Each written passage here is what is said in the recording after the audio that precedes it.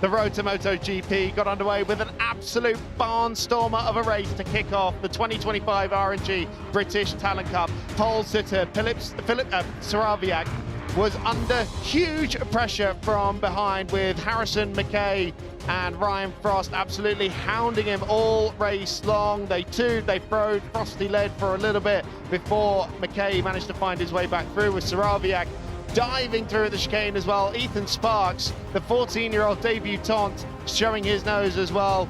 Absolutely nothing in it at the end, with Sparky going for the move on the final lap of the race. Frost just managed to get back through. It was side by side between McKay and Saraviak going into Goddard's for the lead of the race on the final lap, but it was just about Saraviak who managed to held on to the win. But Harrison McKay was absolutely delighted with a maiden podium in the R&G British Talent Cup. And now we go for race number 2 here at Donington Park. The grid for this one set by the lap times from race 1, and Mason Foster there in 6th position. There's yesterday's pole sitter and race winner, Philip Saraviak, starting in 5th position. He's got Peter Willis for close company on the second row of the grid. Another experienced rider. But on the front row, we have Ethan Sparks, the 14-year-old debutant, alongside Harrison McKay, who got his first podium yesterday. On pole position with a new British Talent Cup lap record, though, was Jack Dunaby, another 14-year-old debutant. And it is Kavara Projects, or the RS Racing squad, locking out the front row of the grid. 6-time BSB race winner Danny Buchan is alongside me. And, wow, these kids, they sure put on a show yesterday. Yeah, great riding. Obviously, the standout for me was Ethan Sparks, just with his age, and he dropped back a little bit at the start of that race, and he managed to get himself right back into podium contention. So a couple more laps, I think we would have seen him there. So I'm looking forward to seeing him, and get more experience under his belt, like with another race now. Jack Dunaby obviously had a great race yesterday, starting pole this race. If he can get up with the leaders, he might be able to stick it to him. So yeah, a lot of excitement building for this race. These youngsters all on the road to MotoGP as the warm-up lap gets underway, all hoping to either move into the European Championship or the Moto3 Junior World Championship as well. Of course, there is a place on the Red Bull MotoGP Rookies Cup selection event spot as well. The riders selected there for that by Dorna, who of course promote this championship. So Philip Saraviak, after the victory yesterday, leads the championship by 3 points to Harrison McKay and 5 to Ryan Frost. Ethan Sparks there in 4th, Mason Foster 5th, Jack Dunaby, our pole sitter for today, finished in 6th position. And it was a lap record pace, as we mentioned as well. 1:39.270, the new lap record here. Let's go through the grid. So it's Dunaby on pole position, ahead of Harrison McKay and Ethan Sparks, and all Kavara Projects front row. Then Peter Willis and yesterday's race winner, Philip Saraviak, ahead of Mason Foster. Then comes Ryan Frost on the Fibertech Honda, ahead of Julian Cray. He had a fall in the warm-up session this morning, and then Ben Joliffe on the Wilson Racing machine. They're celebrating their 40th season of racing. George Bells, Charlie Huntingford and Scott McPhee come next. Then Chuck Burrows, Daniel Goodman, and the Pennsylvanian Josh Raymond Jr. Lewis Mullen, who scored a point on his debut yesterday. Clayton Edmonds and Kyle Payne, the Anglo-French rider. Alexander Rowan, Jensen Bishop, Daniel Stevenson, who we just saw out in the Sport Bike Championship. The Bermudian rider, Isaiah Devine, Samuel Munson, Ben Hartwick, the Canadian, and Charlie Barnes at the back of this 25-rider field. Warm-up lap about to be completed. Danny, there's first of all, what an absolute sterling job that the RS Racing squad is doing, not just looking out the front row, of course, but also the city lifting team that they also run with Philip Saraviak there in 5th position as well. They seem to be the team to beat at the moment. Yeah, Brian Saxby, he's got a lot of experience, even back when I was young, and yeah, when they were doing the Moto3 and the 125s and those bikes, he's always had a great success in these smaller classes, and he provides a great platform for these youngsters to thrive in, to go on and do bigger and better things. I believe Carl Ride once raced for the Brian Saxby team, so he's got a lot of experience there, and yeah, he's a good guide for these youngsters.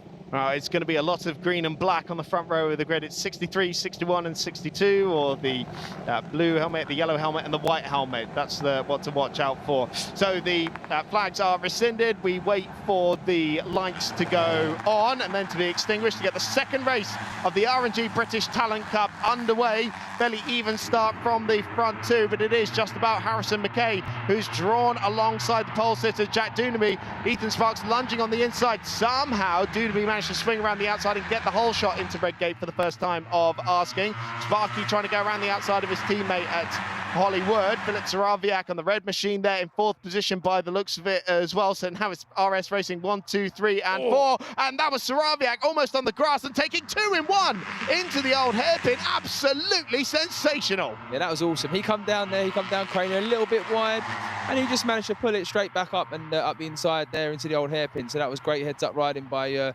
Saraviak there. But yeah, Ethan Sparks into turn 1. I sound like a big fan of Ethan's. I am. He's had a right go there into turn 1 and yeah, full of confidence. They know no fear, these teenagers, do they? Some of them as young as 14 years old, and they're absolutely sensational in their wheel-to-wheel. The problem is, though, like we saw yesterday, you can't win the race in the first lap, but you can certainly lose it. With Ethan Sparks yesterday, he made a mistake in that opening lap and that pushed him back. Oh, and he's going to have to... Oh, he stop it into there.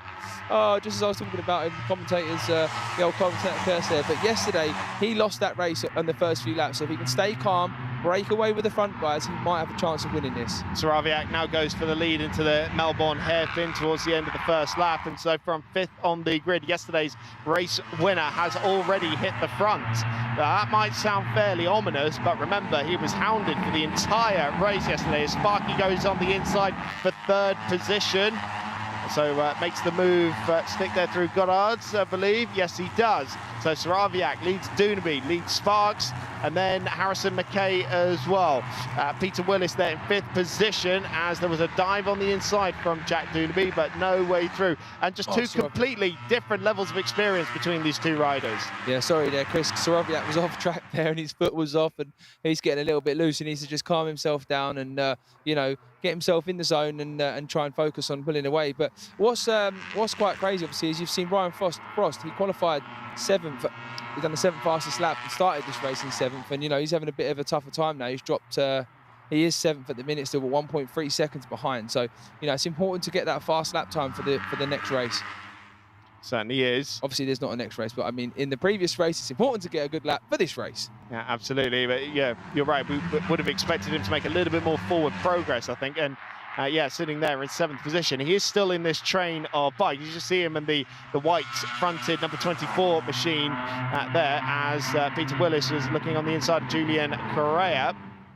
It's getting very close between teammates at the front of the field. RS Racing machines all the way through the top 4, some under a different banner, but all coming out of the same awning in the paddock. On the inside here comes Sparky from 3rd position. It's a similar move to what he did on the last lap yesterday, and he was all over the curbing, and he's just about managed to draw alongside Jack Dunamy. He'll have the wrong line going into Goddard's though, and so Dunamy should be able to hang on to that one.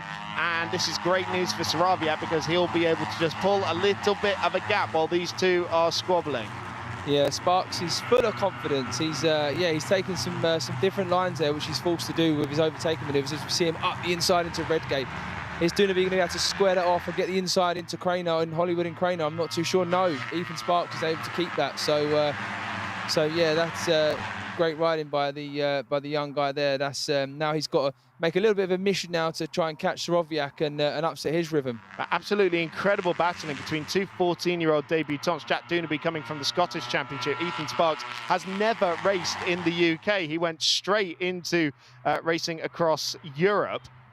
Because of the age restrictions here in the British Talent Cup, and he is also competing in the European Championship this year as well. So absolutely great stuff as we see Julian Correa starting to move up the order as well. He's been fired up from that fall in the warm-up this morning and some overheating on his Multiple Racing machine, I'm told, from yesterday that sort of limited his progress a little bit. So he's gone past Willis. He's now on the back of Harrison McKay as well, who scored his first podium in the championship yesterday. See, Ryan Frost still there in 7th position, and with Mason Foster for very close company as well. Oh, 2 down in the foggy S's, and well, the main thing is they're both okay, and they have embraced one another as well. So one of them going down there was Ben Joliffe, the Wilson Racing machine. I just saw Dunaby take a look over his shoulder and give a little wave there to McKay, and I'm not quite sure what happened there, but we're going to see the crash now. Oh, that was they are both so lucky to get straight up there. That was into the foggy chicane. Yeah, so that was Scott McPhee who lost it on the SMP racing machine and then wiped out Ben Joliffe. But that's really great to see. No bitterness there at all. Yeah, I'm glad they're both okay. There's quite a big crash there. That is, yeah. Well, I don't know. Peter Willis is doing a good job there down there in 6th place. He's hanging it with these guys. You know, no one seems to be really breaking away. I mean, there's a little bit of a gap, but no, nothing that can't be worked on. You know, through the next few laps. Sparky with the fastest lap of the race last time around has closed right in on Filip Saraviak. Very, actually, that is a new lap record, a 1:39.247. So beating the 2:70 that he did yesterday. Or that Jack Dunaby did yesterday, I should say. And so Sparks coming out of this one straight away, lap record pace, and onto the back of Filip Saraviak. His much more experienced teammate. We have to keep reminding you of this. Filip Saraviak is a 3rd season rider. Sparky, a couple of years younger, and in his debut, his first time racing here at Donington Park as well. And I will just continue to be in awe of the skill and bravery of some of these riders. With Dunaby now under pressure from Harrison McKay, he moves himself back past his teammate and back into a podium position as well. And that was a very clear signal there from McKay, because he can see the top 2 are getting away. Yeah, that angers me. If I'm behind, I just think, mate, I'm going to... like an insult. Yeah. It's, yeah. I like Ethan Sparks. I'm a big fan of him. I'm actually going to go and buy a T-shirt, I believe. If he's got any T-shirts, I'm going to go and buy one. Yeah, Ethan Sparks there in 2nd place. And, you know, what I love about this is, yeah, he hasn't got the experience of his teammate, Filip Saraviak, but he's there. He's got talent. He's got pure determination. And he is there. And he's snapping at the heels, you know. And he could sit behind now, as we just see number 40 up the inside there, Correa. Another experienced rider in the championship. But what I was saying is, I hope that Ethan Sparks can just sit behind his teammate and learn and just gain experience, see what he's doing, see how he's reacting. And it's interesting to know whether this is going to be won by experience or just by sheer speed. So I'm excited to see how this race finishes. So the move we saw there from Julian Correa was for 4th position on Jack Dunaby, the Barcelona-based Floridian, moving up into 4th, and now on the back of a spot on the podium as well. Now, the strategy from McKay hasn't worked out too terribly much, because the gap's still about 0.8 of a second. Light debris flag out at the foggy S's, and we can just see some gravel that had been strewn across the racetrack, presumably from the Scott McPhee and Ben Joliffe collision. So I imagine that'll stay out for the remainder of the race. Now, that was an awful lot of apex speed carried there by Julian Correa compared to Harrison McKay, and then 2 very different lines, because then McKay pulls it back out again.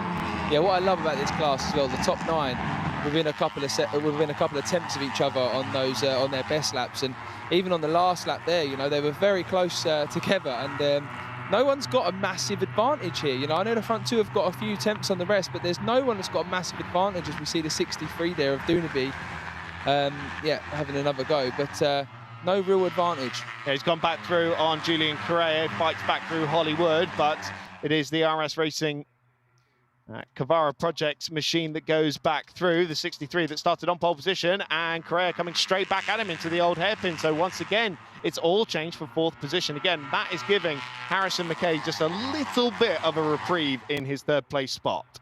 Yeah, I like that. That's some just a little bit of brute force racing, if you like, just up the inside, back up the inside, and yeah, it's good to see.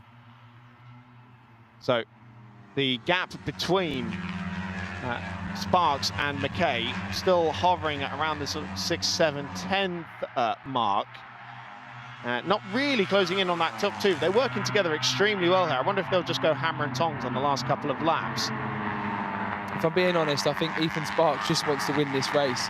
I don't think at this point he really cares how he does it. I think he just wants to win, and you know, that's where the experience of Soroviak could come into this, you know, because he's led races, he's won races, and you know, that sort of pays dividends. So yeah, I'm excited to see how Ethan Sparks deals with this, because it is a high pressure situation. He's put a lot of pressure on himself. He wants to win these races. He's not entered just to have a bit of fun. So it's yeah, I'm excited, and so far he's doing a great job. Brian Frost made a move on Mason Foster going into the Foggy S's on that lap, so he's gone back through into 7th position. You're right, it is 9 bikes covered by 3.2 seconds at lap 7.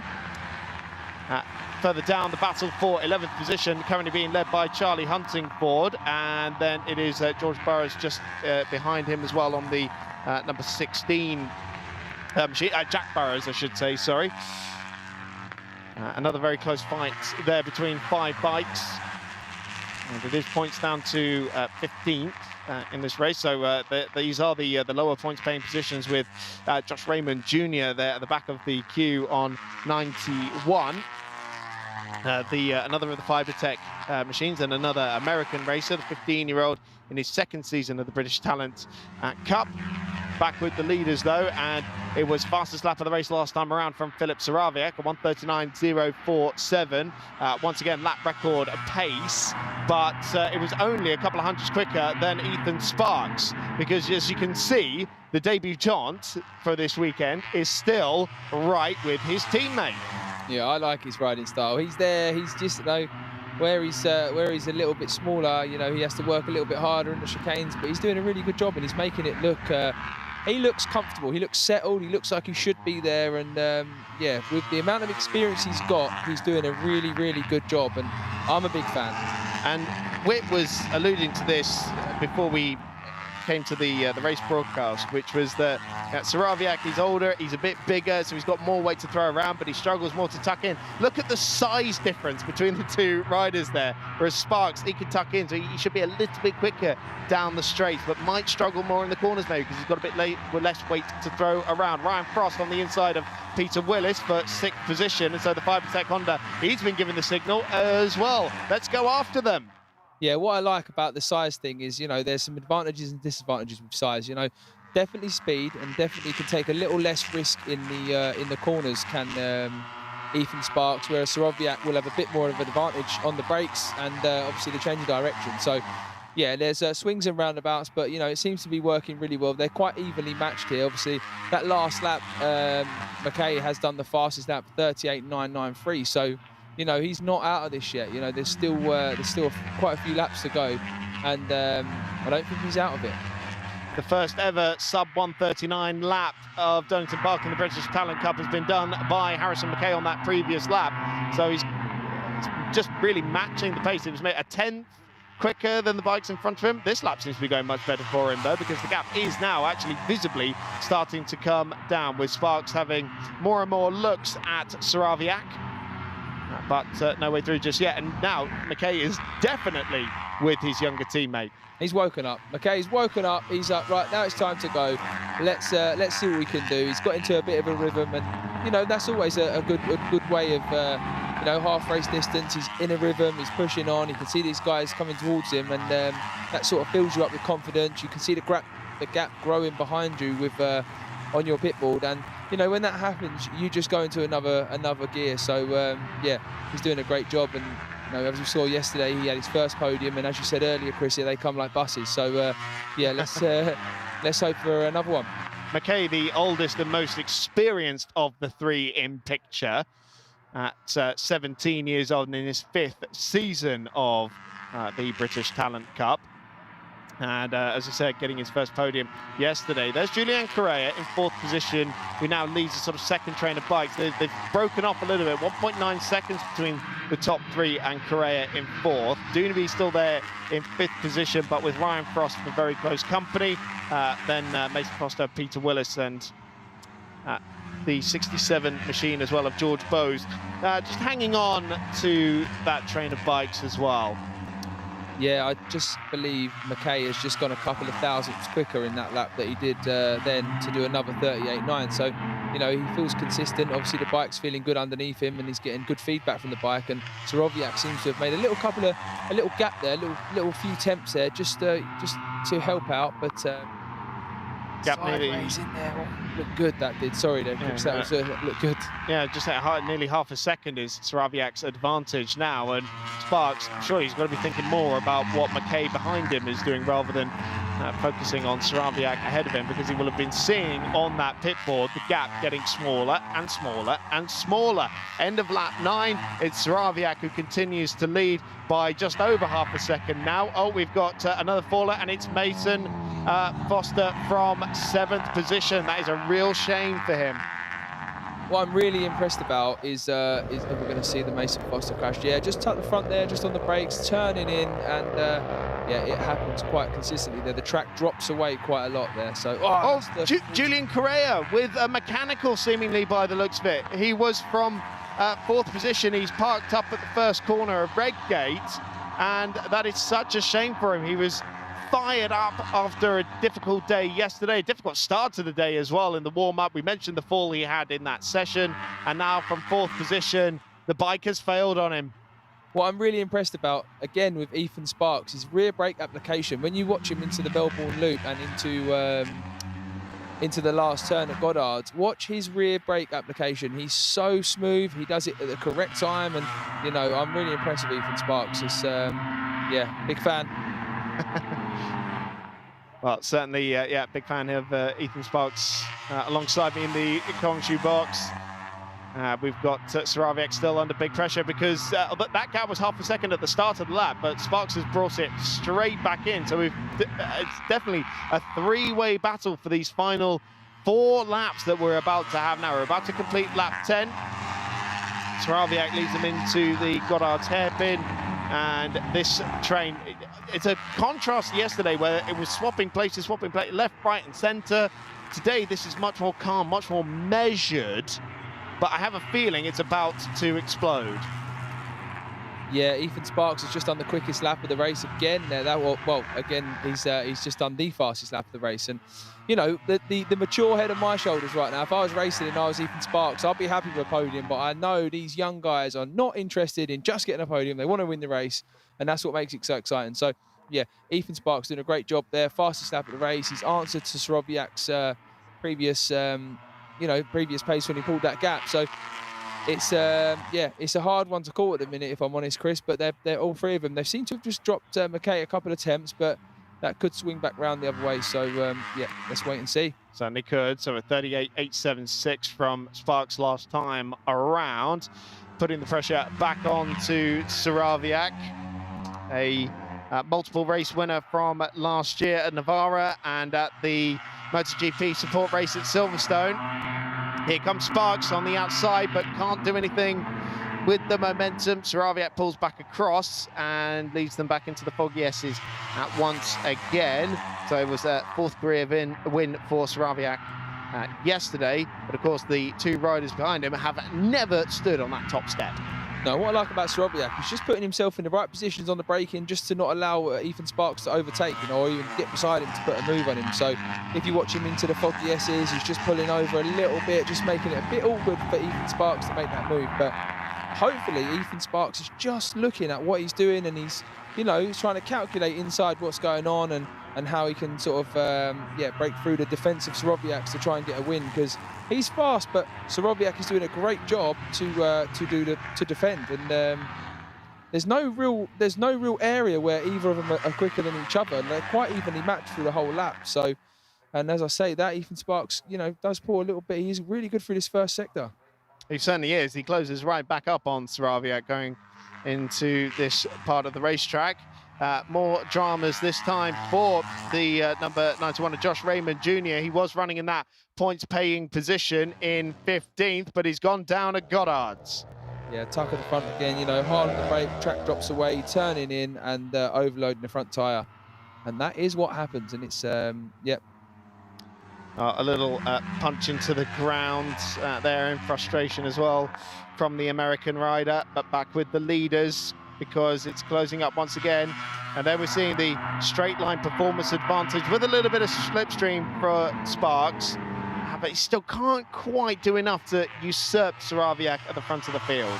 No, Saraviak's just being really awkward and in a good way, you know, defending his line and but awkwardly defending, and it's not allowed. I love that into there. Saraviak every lap goes back the gears, and yeah, a little bit of rear brake, and it just doing a little bit of slide into there. It's really nice to see. It's really controlled. But if you watch again in the in you know, the key overtaking areas, Saraviak's just putting his bike in the awkward positions, and he's got experience. He's done his homework.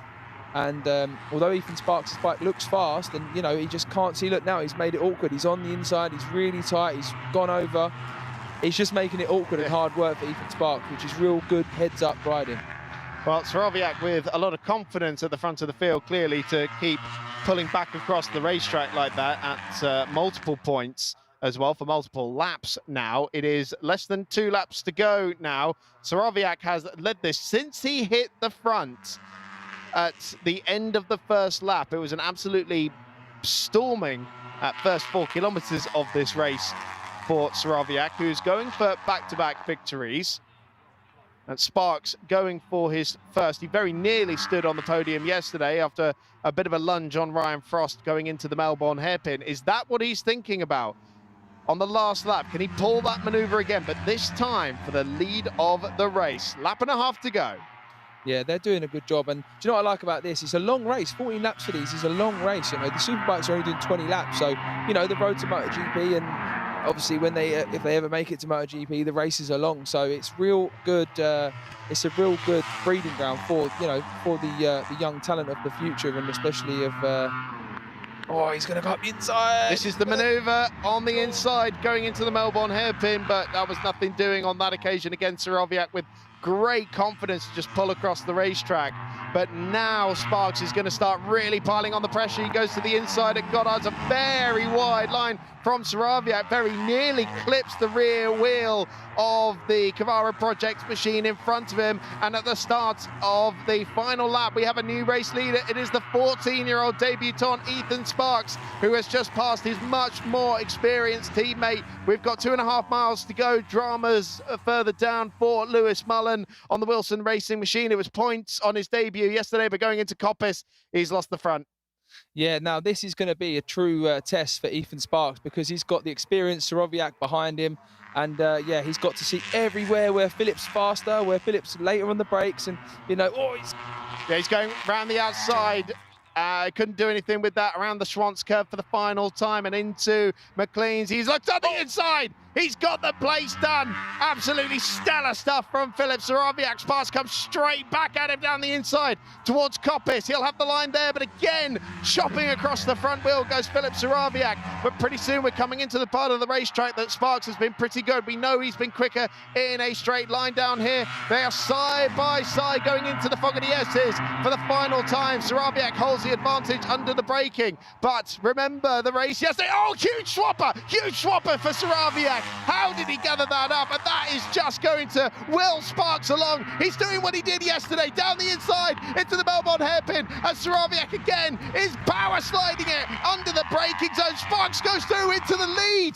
With 1 corner to go, it's absolutely level pegging though, with Saraviak on the inside. Who is going to come out on top in this one? Saraviak goes through as he runs just a little bit wide. No, he's just going to hang on. Philip Saraviak is going to make it back-to-back victories to kick off his 2025 campaign in the R&G British Talent Cup. Absolutely sensational. 84 thousandths of a second between himself and Ethan Sparks, who has had the biggest welcome to the British Talent Cup you can imagine. Harrison McKay joins them on the podium once again. Yeah, that was so great. You know, he went across, he broke so late into the fog at S's. He just ran a little bit wide, no less than a foot. And as he brought the bike back, his weight shifted back, it lifted the front, it caused the front to kick a little bit, and it just put him offline. But he went into the Melbourne loop, super tight, and yeah, Ethan Sparks wasn't able to capitalise on that. And if they show the replay of that, Ethan Sparks, he sort of was a bit shocked into the Melbourne loop. He come out of there on the inside of the track almost, and yeah, so much learning. Saraviak rose to the occasion, and that was fantastic riding by both of those. And let's not forget McKay with another podium. Let's take another look at that last lap again, Danny, because that was sensational. So first of all, This manoeuvre, Sparks turns in and then suddenly, whoa, there he is, right on his inside. Yeah, this is the moment. Look, it lifts the front touches down, it makes contact, it just runs him a little bit wide, which allows Ethan Sparks to, you know, get speed. And then as we go into here, look, he runs in deep, he slides the rear, runs in deep, and then almost catches Ethan Sparks snapping because he doesn't know what to do. Look, so he's on the inside here, and he's not quite got the acceleration he had previously and wasn't able to capitalise on that mistake. Absolutely sensational stuff once again from these young teenage racers who have put on one heck of a show at Donington Park once again. Big wheelies in celebration for Filip Saraviak, who has had the perfect start to his 2025 title campaign. Remember, one of the top returning riders, 5th in the championship for him last year. It's his 3rd win in the British Talent Cup at Donington Park, his 5th in the championship. Yeah, and he's had a great off-season. You know, he mentioned that in the preview that he's had a really good off-season. He's been riding different bikes. He's put a lot more effort and time in. And, you know, that just fills you with confidence. He's come out here, he's changed his training up a little bit. He's doing a bit more riding. He's won the first 2 races. He's going to be full of confidence. He's going to go away from here, analyse it, and then turn up to the next race ready to go. And what better place to do it at... That was Sparks giving a top-rack Ratscaglioglu a run for his money there with a stoppie into the second place board. Yeah, that was great. You got to have fun, haven't you? But what I'm saying, you know, leaving here full of confidence in front of the home British fans next weekend at Silverstone MotoGP. You know, he's going there. There's all eyes there. You've got the Moto3 teams, you've got the GP teams, you've got everyone looking. And what better place to do it, you know? And he's left here full of confidence, and it's going to be an interesting race next weekend. And, of course, it's an RS Racing 1, 2, 3, and 4, in fact, actually, with Jack Dunaby in 4th position as well. So there is going to be a big party in their tent tonight. Let's go through the results then. It's Filip Saraviak with back-to-back victories ahead of Ethan Sparks by 84 thousandths of a second. Harrison McKay takes his 2nd podium of the weekend. Jack Dunaby from pole position in 4th there. Ryan Frost didn't really show his nose in that one. He was 5th ahead of Peter Willis, George Bowes, Clayton Edmonds, Daniel Goodman and Jack Burrows completing the top 10. Charlie Huntingford, Kyle Payne, Alexander Rowan, Jensen Bishop and Samuel Munson were the last of the points scoring riders. Dan Stevenson, Isaiah Devine, Ben Hardwick, Lewis Mullen, and Ben Hardwick, I think, was the last one to come across the line. Yes, he was in 18th position. We had falls for Lewis Mullen, Josh Raymond Jr., Julian Creer with a mechanical, and Foster, Joliffe and McPhee all went down in that race as well.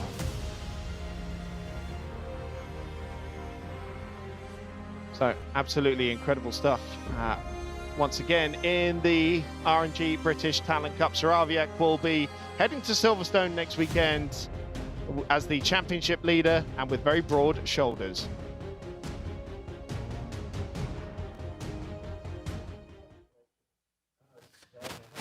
Filip Saraviak, what a race. Yourself and Ethan, it's fantastic pace, very fast. You led the majority of the race and then at the end did what you needed to do. Yeah, my plan was to just get the hammer down as soon as I got to the front, and it went perfect. By lap 1, I was already leading the race. It was good, aggressive start, and the pace I put down was really fast. And congrats to Ethan for being kind of the only one, I think, putting up a battle. And he stayed with me the whole race, and it came down to the final sectors, and I managed to get the double. So I'm really happy, and winter training's paid off. My work with my psychologist, and yeah, I'd like to thank all my sponsors and my family for all their support. Well, it definitely seems to be working. It's a fantastic job. Well done. Thank you.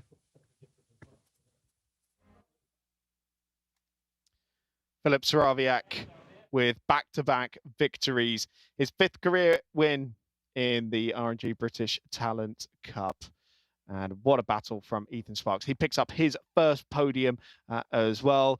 We saw the wheelie celebrations. We also saw the fist in the air for Harrison McKay as well. We saw how happy he was yesterday after getting his 1st podium in the championship. And now he's had back-to-back as well. And yep, it is 2 wins for Filip as well.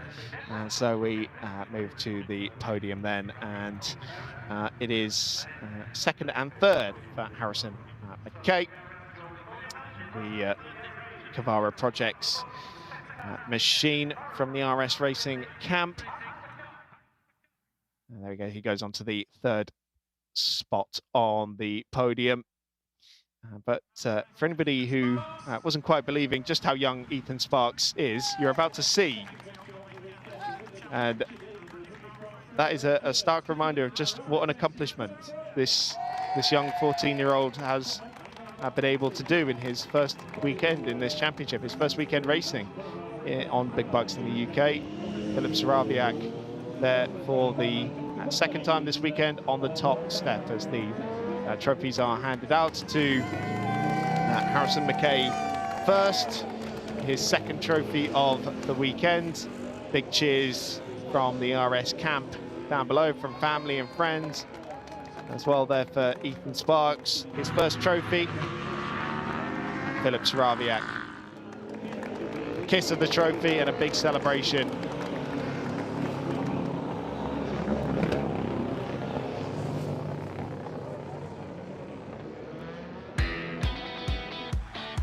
An excellent race too in the R&G British Talent Cup. It was Jack Dunaby who started on pole position, but Harrison McKay, his teammate, had a slightly better launch, but it was the debutant on the 63 machine that just managed to squeeze through into the whole shot. But Philip Saraviak wasted absolutely no time getting to the front of the field. He led at the end of lap number 1 with Ethan Sparks battling his teammate to get through into 2nd.